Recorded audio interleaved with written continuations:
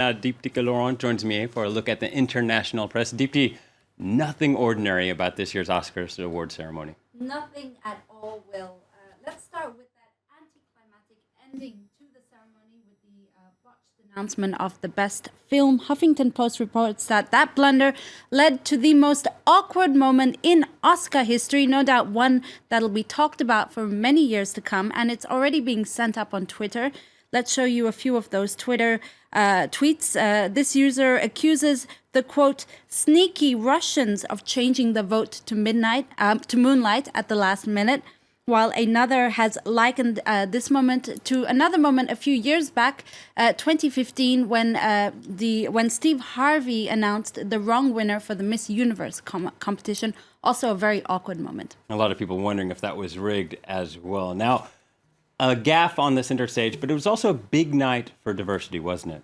That's right. Huffington Post, staying with them, they report that a record-breaking number of black stars picked up awards, including, of course, Mahershala Ali, the first Muslim to win an actor award, and Viola Davis, who you see here, the first black woman to pick up an Emmy, Tony, and Oscar for acting.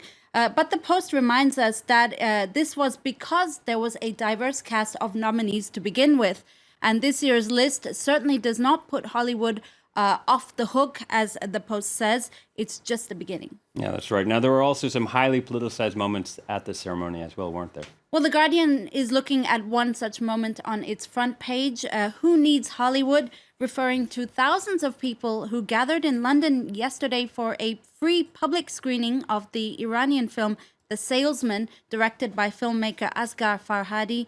Now, Mashable reports that he actually refused to attend the Oscar Awards because of Trump's anti-immigrant ban. It was a boycott. In the end, he had the last laugh because his film won Best Foreign Picture. And in his acceptance speech, the director called Trump's ban disrespectful and inhumane. Now, the other controversy, maybe less reported on, was the award picked up by Casey Affleck for Best Actor for Manchester by the Sea. Now, the Academy may have addressed its Oscars so white controversy, but they may need to be looking into the way women are treated. Affleck has been accused of sordid sexual assault dating back to 2010. He, for his part, has called it, quote, an unfortunate situation.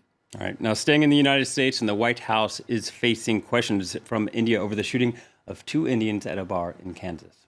That was last week, Will. Srinivas Kuchibotla was a young aviation engineer from Mumbai. He was shot dead in a shooting in a bar last week. His colleague, and also an Indian engineer, was also shot. It was the perpetrator was a hate-driven shooter. That's what the Hindustan Times says. A man who mistook the 2 men for men from the Middle East and yelled, I quote, "get out of my country," as he shot them. Well, the Hindustan Times reports that India is demanding answers now from the White House, and in particular wants to know why this issue was not given the attention it should have been given. Remember, India, alongside China, sent a lot of nationals to the U.S., in particular to Silicon Valley. The New York Times reports, well, this event has really had an impact on Indian families.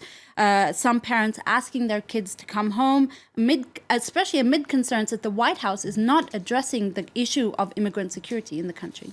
That's right. Now, moving on to Turkey, and the campaign for an April referendum has officially been launched, and this would overhaul the government if it passes. That's right. Turks will vote on April the 16th in a public constitutional referendum that essentially seeks to concentrate even more power into the hands of the president Recep Tayyip Erdogan.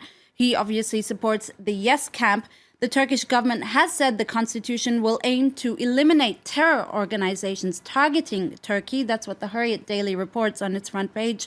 Now, one of Erdogan's promises is to reinstate the death penalty, which was abandoned back in the early 2000s to prepare Turkey for membership to the EU. And there's a really interesting article in the Hurriyet, in an opinion piece by Murat Yetkin, who says he doesn't really think it's possible to bring back the death penalty and advance democracy at the same time, while Politico reports that the no camp's voices are not being heard because of this lack of democracy in the country. Some are even risking their lives to support the no camp.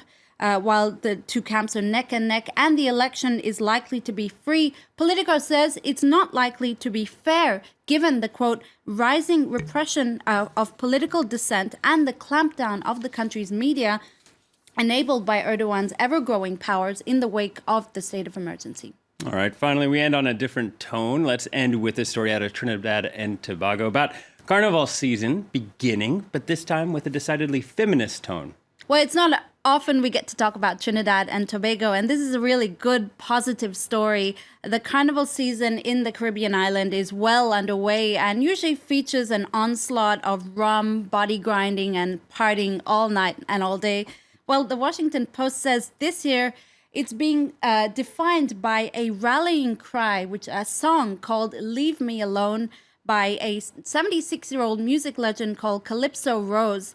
It's basically a slogan for women to be able to enjoy Carnival without the unwanted sexual advances of men, and to change the perception of women across the Caribbean island. The Washington Post says, in particular, they want to denounce this perception that their racy costumes may justify unwanted sexual advances. All right, fun but respectful fun That's right. for Carnival. Laurent with a roundup of the international headlines.